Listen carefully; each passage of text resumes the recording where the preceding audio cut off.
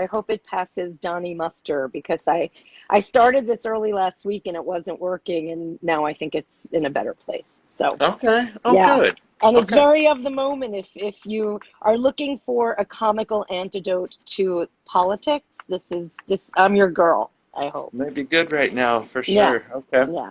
All right. Take it All away. right. Thanks, Donnie. This is called Neither the Best Nor the Brightest, aka My Life Not in Politics. For as long as I can remember, I have loved history, which has given me the constitution necessary to stomach a lifelong interest in politics. However, these days, I feel like I'm hanging on for dear life to fond memories of what once seemed like an innocent pastime. From family road trips to DC and watching the musical 1776 every 4th of July, to dressing up and being resplendent, I might add, in a Star Spangled Banner ensemble to celebrate our bicentennial in 1976, my family were always staunch lovers of good old America the Beautiful from sea to shining sea. But our patriotism sometimes got us into trouble. When my mother went door to door to protest the Vietnam War, she wore a shiny red raincoat and was forevermore called Commie Linda by some of our neighbors.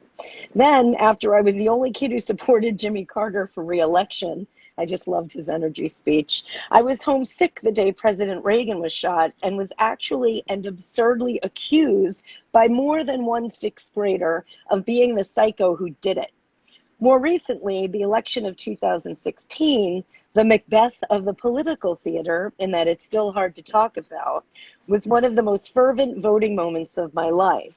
And when I think of the possibility of a repeat outcome, I'm first in line for a dagger to see before me. But I digress and recognize that these examples might be the reason I stayed away from a career in government. Still, I've been lucky to have had lots of opportunities to see politics and history up close. The pinnacle might have been the 2004 presidential debate in Arizona when my friend Jeff and I, who were editors of a local magazine, were invited to the festivities. Jeff is as big a geek as I am about these things. Over the years, we've traveled to many a former president's home and historic landmark together, and we reveled in being able to attend this auspicious occasion. But once again, trouble was in the air. The previous year, I had written a profile of the new governor, Janet Napolitano, or JNAP, as we called her as an homage. One day, I traveled with her, loving every minute of my insider view of a day in the life of a governor, and I wrote what I hope is a compelling account of her first 100 days in office. I probably saw JNAP once or twice after that, and it had been a while when I found her at the post-debate cocktail party.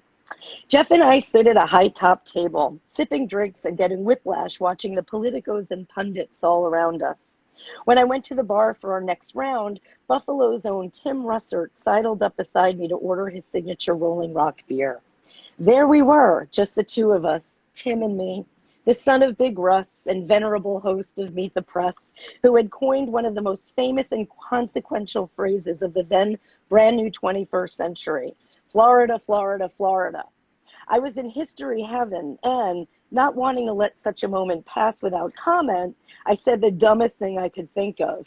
I went to college near Buffalo. Mr. Russert, a very nice man who was surely used to oafs like me, said, "Go Bills," as though on cue, and I, having run out of useless things to say, floated back to Jeff, excited to tell him of the eloquence that had just transpired between the country's most influential journalist and yours truly. We sipped our drinks, and then Jeff muttered out the side of his mouth, "JNAP incoming." I looked to my left, and Jeff muttered once more, "On your right." I turned and saw that the governor was accompanied by several large members of her security detail who were blocking her view of me. So I did what any sane person would do.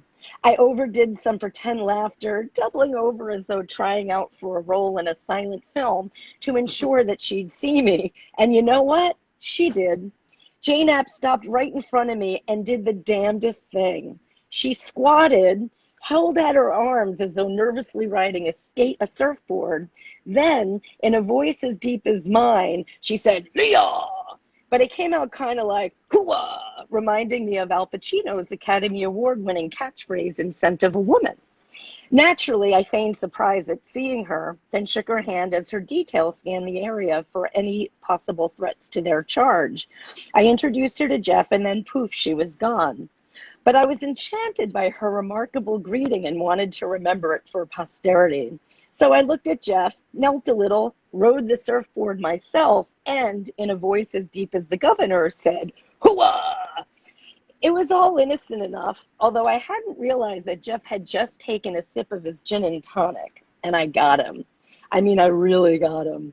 And he reflexively, albeit accidentally, spit his drink in the path of the governor, who was not yet all that far away, having stopped to chat with a group at the next high-top table.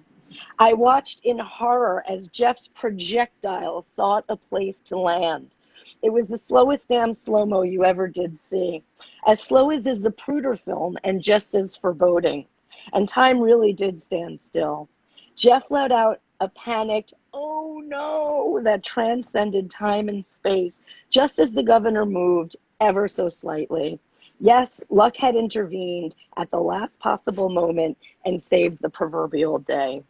The gin and the tonic wound up missing J-Nap, landing instead without fanfare on the ugly carpet in the badly lit hotel ballroom that seems to be the go-to backdrop for most political occasions.